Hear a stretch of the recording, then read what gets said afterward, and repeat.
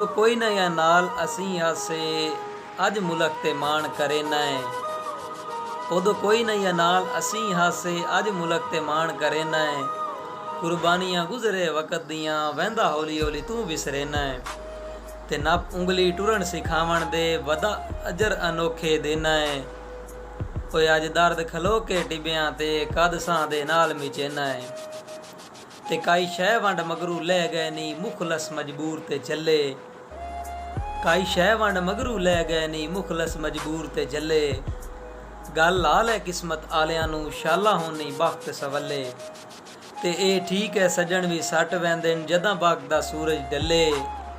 राह साईं अज कौन करेंदा ई कसियां दी जात दे बल्ले।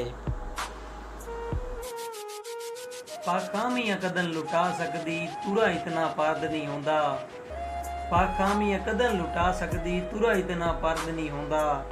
छड़ा किलियां दी मलकीयत दे कोई नस्ली फर्द नहीं होंदा। वो बंदा ही नहीं महसूस जिनू किसे बै दा दर्द नहीं होंदा।